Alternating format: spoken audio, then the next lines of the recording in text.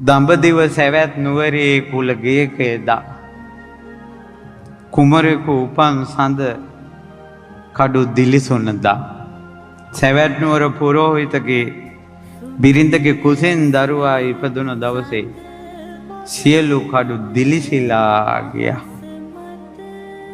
අමුතු පුජ්‍යලේකුගේ උප්පත්තිය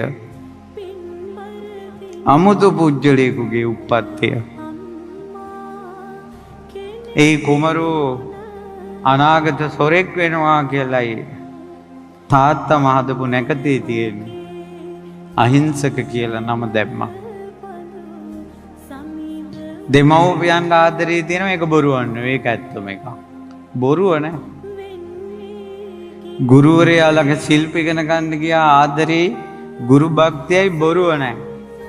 ඇත්ත මිනිස්සයාට චපල මිනිස්සු ඉරිසියා කළා. අවංක මිනිස්සයාට චපල මිනිස්සු ඉරිසියා කළා. ගෝලයෝ කේලම් කියලා ගුරුසිත බින්දා. ගුරුවරයා කඩුවක් අතර දීලා පොරොන්දු ගත්තා. ඇඟිලි 1000ක මාලයක් දෙනවා කියලා.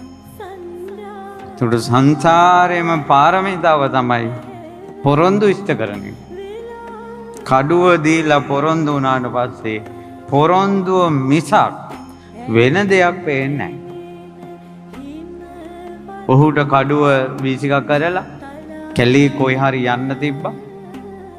මම දැක්ක පොතක අවුරුදු 12ක් ගියා කියලා මේ ඇඟිලි මාලේ හදන්න. ඒ මුලින් ඇඟිලි මාල ඔක්කොම කුණු වුණා. 12 අවුරුද්දේ එක දවසක මේක නතර කරලා පැනලා යන්න තිබ්බනේ. ගුරුවරයා ඉන්නවද දන්නේ නැද්ද දන්නේ නැහැ. කවුරුත් මෙයා පොරොන්දු රකින්නවද කියලා හොයන්න ආවේ නැහැ. ඒ තමාට අවංකයි. මම පොරොන්දුනේ ඇත්තට කියලා. ඇත්තට මේ වගේ තැන්වල පොරොන්දු වෙනවට වැඩිය හොඳ පිහිට පතන එක. අපේ මිනිස්සුන්ට පොරොන්දු රකින්න පුළුවන්ද? මේ මුනිවරය ළඟ අපි කවුද? අපි පිහිට සොයාගෙන යන එකයි තේරෙන්නේ. ඊට පස්සේ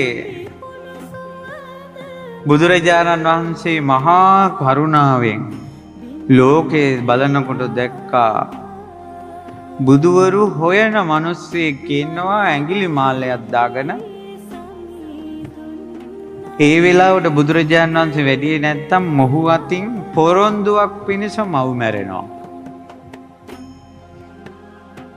ඊට කලින් බුදුරජාණන් වහන්සේ වැඩියා. බුදුරජාණන්